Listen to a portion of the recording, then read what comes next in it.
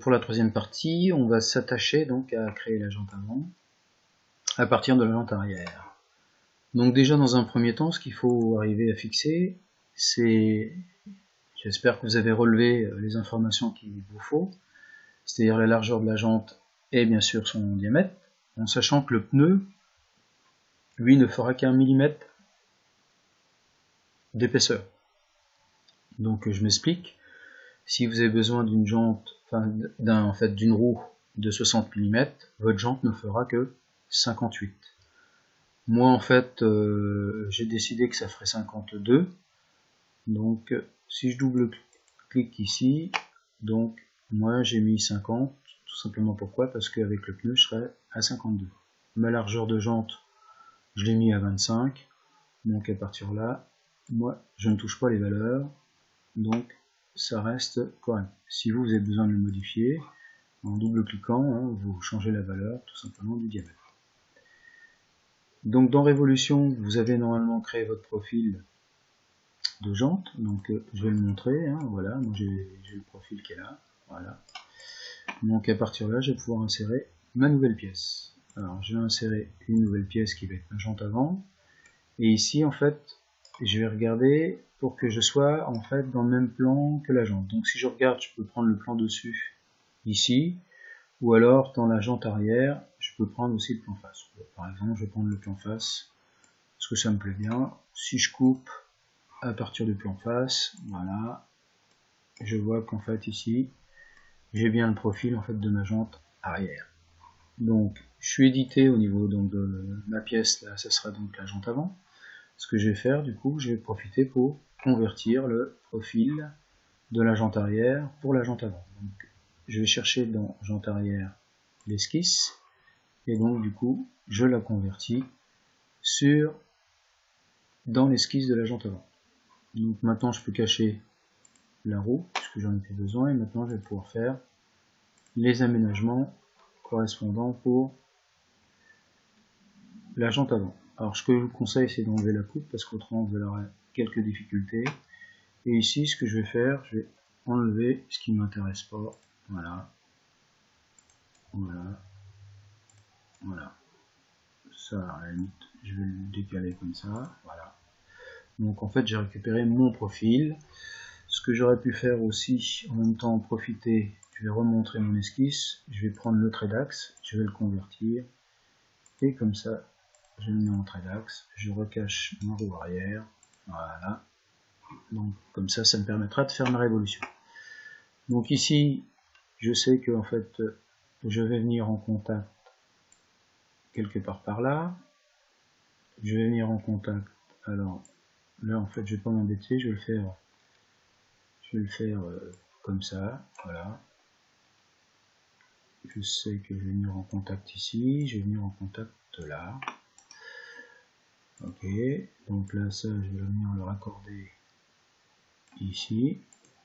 Alors ça, je sais que je vais le mettre à un diamètre plus petit. Donc je vais regarder quel diamètre je vais faire. À la limite, je vais mettre un diamètre 6, comme ça, ça permettra de faire une portée. Donc je peux mettre diamètre, là, si vous voulez. Voilà. Donc ça, je vais pouvoir le... Alors, je vais voir si je peux le prolonger. Oui, voilà. Alors je vais enlever les éléments parasites. Donc ça, ça. Donc ici, je vais prolonger. Voilà.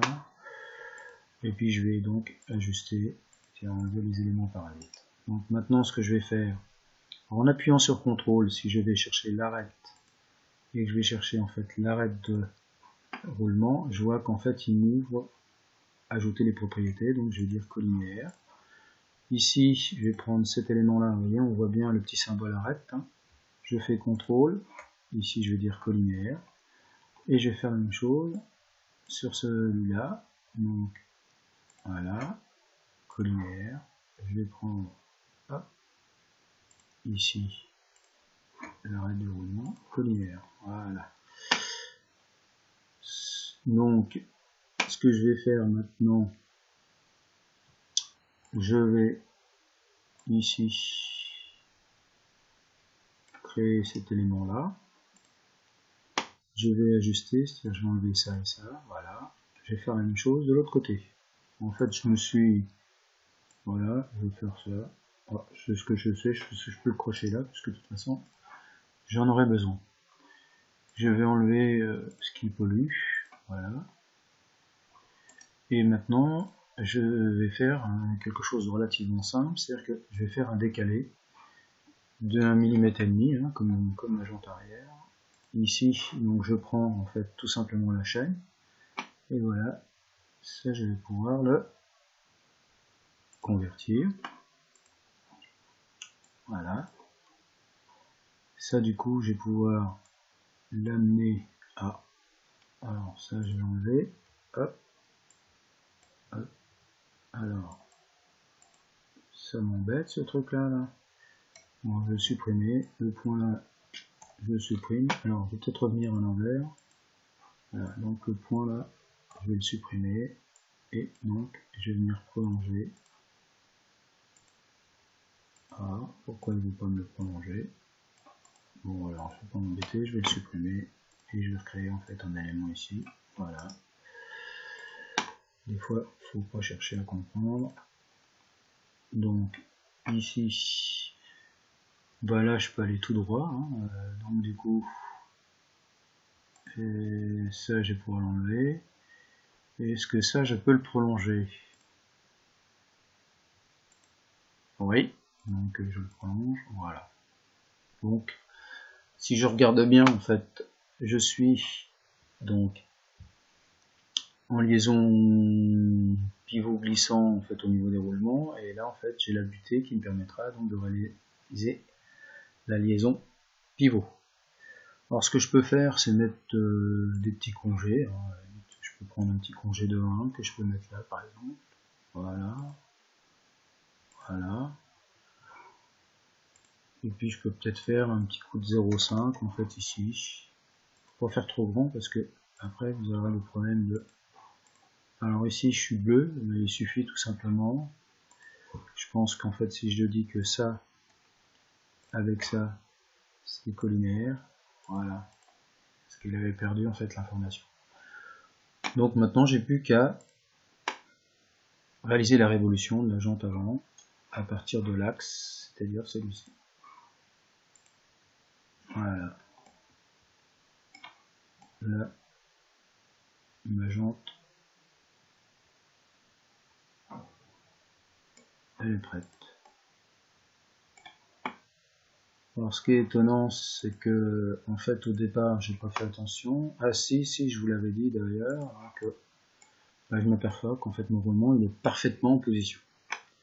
Donc il me reste plus qu'à réaliser les nervures et les ajourages. Donc ce sera la 4e partie.